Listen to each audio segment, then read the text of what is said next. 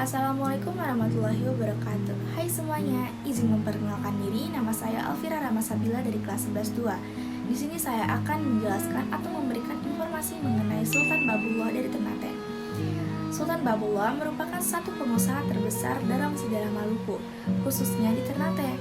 Sultan Babullah memerintah di Maluku pada tahun 1570 sampai 1583. Ia ini, yaitu Sultan Babullah, terkenal karena apa ya teman-teman? Karena dia berhasil mengusir Portugis dari Maluku. Sultan Babullah lahir pada tahun 1528. Ia merupakan putra dari Sultan Khairun Jamil, yaitu Sultan di Ternate yang ke-24, yang dimana pada masa itu Portugis memiliki kekuasaan besar di wilayah Maluku. Portugis mulai hadir di Maluku pada abad ke-16, mendirikan benteng dan mendirikan perdagangan monopoli rempah-rempah. Karena itu, menyebabkan ketegangan penguasa lokal dan Portugis. Selanjutnya, pada tahun 1570, Portugis membunuh ayahnya Sultan Babullah, yaitu Sultan Khairun Jamil. Dari situ, berawal dari sebuah perjanjian damai dan akhirnya malah menumbuhkan sebuah pengkhianatan. Maka dari itu, munculnya kemarahan besar dari rakyat Ternate dan juga mengukuhkan tekad Sultan Babullah untuk mengusir Portugis dari tanah airnya. Setelah kematian ayahnya, Sultan Babullah naik tahta dan ia membangunkan tekad untuk bisa memberikan perlawanan besar-besaran terhadap Portugis agar bisa mengalahkan Portugis. Sultan Babullah berhasil membangun aliansi dengan kerajaan lokal di sekitaran Maluku. Contohnya seperti Kerajaan Tidore, Kerajaan Bacan, dan Kerajaan Jailolo. Dan juga Sultan Babullah mendapat dukungan dari Makassar dan Jawa. Salah satu pencapaian terbesar Sultan Babullah adalah berhasil mengusir Portugis dari wilayahnya atau dari tanah airnya. Setelah Perang Sengit selama 5 tahun, dari tahun 1570 sampai 1575, akhirnya Sultan Babullah bisa merebut benteng dari Portugis. Maka dari itu, Portugis akhirnya dipaksa meninggalkan daerah Maluku dan berpindah ke wilayah timur.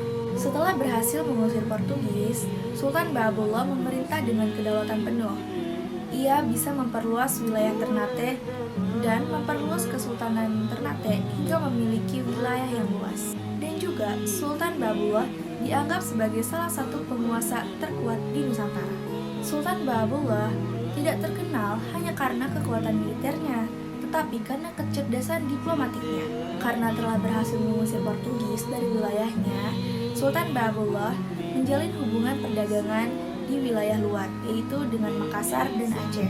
Karena pada saat itu juga menjadi kekuatan besar di Nusantara dalam sebuah perdagangan. Karena diplomasi ini membantu memperkuat posisi Ternate sebagai penjualan rempah-rempah dan kebudayaan Islam. Sultan Babullah wafat pada tahun 1583. Ia telah memerintah sebagai Kesultanan Ternate selama 13 tahun. Karena itu, Ternate memiliki masa keemasan. Sultan Babullah juga dianggap sebagai pahlawan yang menjaga martabat negaranya dari penjajah Eropa. Setelah kematiannya, Kesultanan Ternate mengalami tantangan baru, yaitu kedatangan Belanda melalui VOC yang mengincar perdagangan rempah-rempah monopoli di Maluku.